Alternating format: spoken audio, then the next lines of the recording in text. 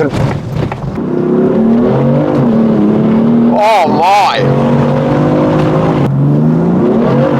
Cars. I wouldn't know my life without them, and I'm sure a lot of you are the same. These modes of transport are more than just transport to us. They're literally a lifestyle. These machines hold so much memories and account for so much in our lives. We'd be completely different people if we didn't have them. Literally, I don't know what I'd be like if I wasn't into cars. And in this video, we're going to hit the road. A lot of you want to see more driving content, so that's what we're doing for this whole video. We're driving through the twisties and talking about cars.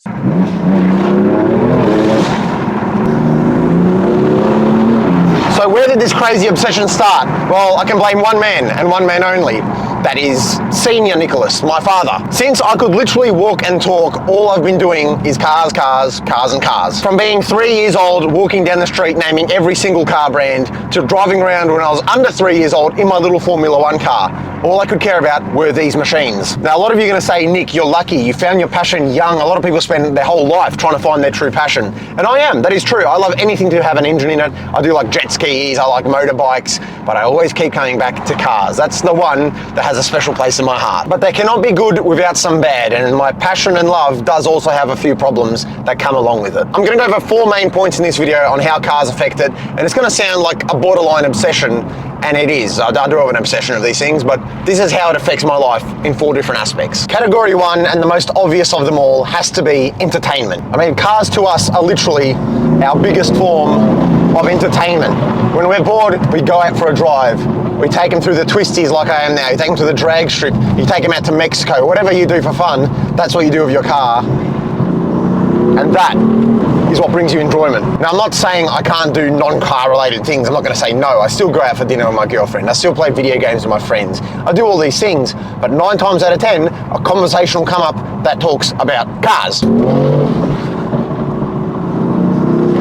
Same thing, let's say I'm catching up with a group of friends on a Saturday night. Some want to go bowling, some want to go to the nightclubs. Everyone's got their own opinion. But we already know if we ask our friend, Performance Nick, the answer is going to be, let's take the cars out for a drive.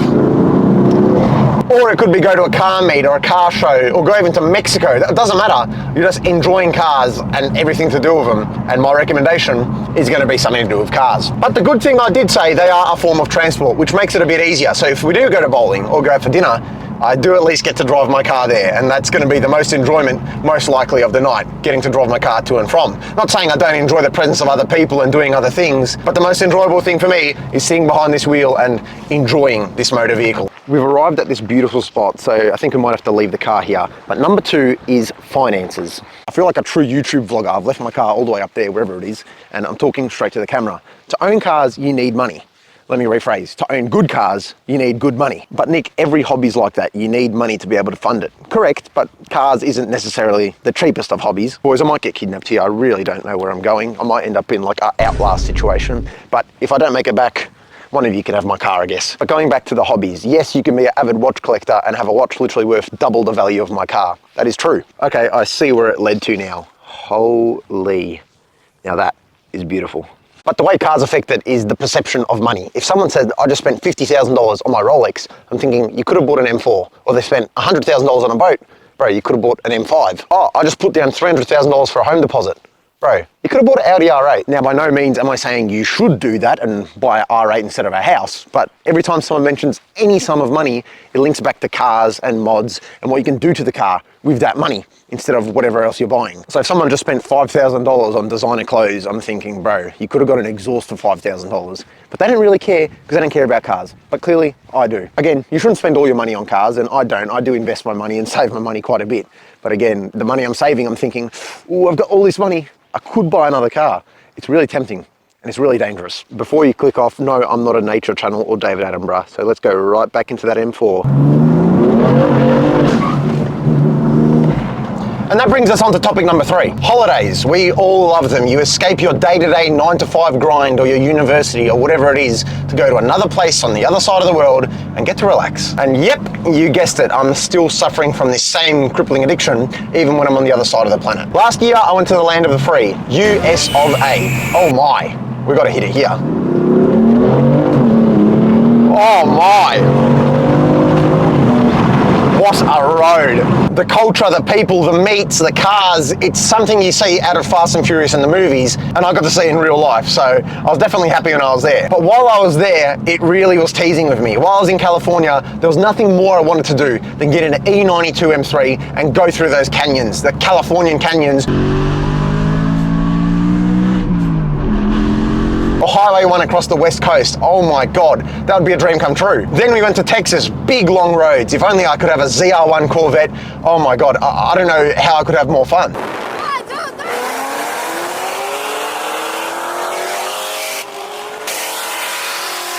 Me and my girlfriend were there for a holiday to see it, but of course the whole time my mind is just thinking, wow, I really want to drive this American car on this American road.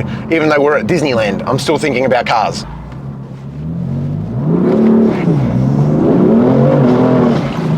Same thing happened earlier this year. I went on a family holiday to Vietnam and I loved it. But again, after a week or so, I was thinking about those pesky cars, especially considering there aren't really a lot of cars in Vietnam. It's mainly mopeds and scooters. So after a day of exploring and getting home, sitting on my phone, and I see on TikTok and Instagram all these cars, and I look out the window and I just see mopeds, again, I'm thinking about cars. I'm having fun there, but it's in the back of my mind and it doesn't lead to... I don't know what road I've gone down, but I'm about to take my wheels off the car. Holy crap.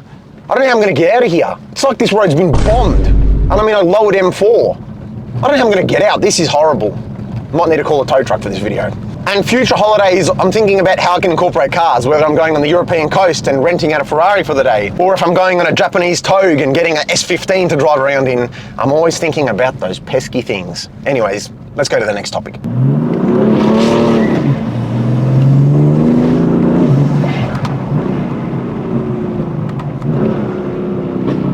This is the biggest speed bump I've ever seen in my life.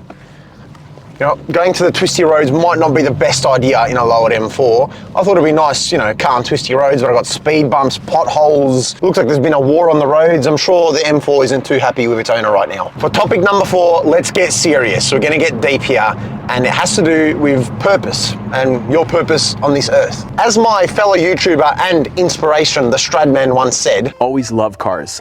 My motivation to make money is to buy cars. Like, I don't care about anything else. I don't care about fancy clothes. I don't care about fancy watches. None of that stuff interests me.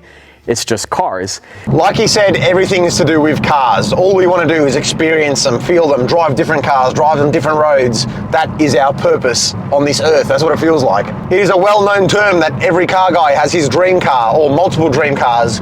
And it's true, you dream of owning them and you want to work harder. You want to make more money. You want to have a successful business so you can buy those dream cars. Of course you want to be successful in life so you're comfortable, you don't have to worry about paying the mortgage or paying for groceries. You can afford all that stuff, and I agree, every person wants that. But when it comes to actually spending your money for what you want to spend it on cars. Yes, having the cool Rolex is cool, or having a boat is awesome, but we're car guys. Number one is we want the car before everything else. I know on my bucket list, I've got multiple cars that I wish I could own, including this M4. It was on my dream car list, and I'd love to experience cars all over the world, in Japan, in Europe, in America. That would really be fulfilling my purpose and my bucket list on the things I want to achieve before I go 6 feet under. And I don't want to say that cars are everything, but it is true. Without having a nice car or being able to drive the car that you really want, you do feel like you're lacking something. That happiness and enjoyment isn't really there, at least in that sector of your life. Of course, you can still have enjoyment through your family, your girlfriend, your friends. Of course, you can have a great time on this earth without cars, but as a car guy, you always want to be driving that special thing. Of course, there's more I want in life than cars. Of course, I want a loving family and kids and a secure lifestyle for me and the family. That is very important, and have good relationships with my friends and family. But it's hard to see in my eyes going forward in the future having a life without cars. And if there were no cars, if cars were completely deleted today, I would feel completely lost, and I'd feel like I have no purpose, nothing to work hard and achieve for. I've got millions of dollars, but I can't buy the Lamborghini Murcielago I want. Well, what can I buy? Yeah, I can buy a bigger house, I guess, but I don't care. I'd rather live in a small house and have all the cars I want. After a good mountain run, you always have to fuel up your car. I mean, it just worked hard for you, so give it a bit of juice. Anyways, what's your guesses? How much will a full tank cost me? It's cheap here, so I'm guessing $72. Let's see. Yeah, I was a little bit off. Thank you. After watching this, am I crazy? Am I some car obsessed loser? Do you guys relate to this? Do you guys love cars this much and it's always on your mind like it is for me? And also, what made you fall in love with cars and what keeps bringing you back to them? What is that one thing that you can't escape with any other hobby? I tried a bit of a new style today, recording with the dual camera setup. Let me know what you thought. Make sure to like, comment and subscribe. It means the world to me, and I'll see you next Tuesday because you know we post every week.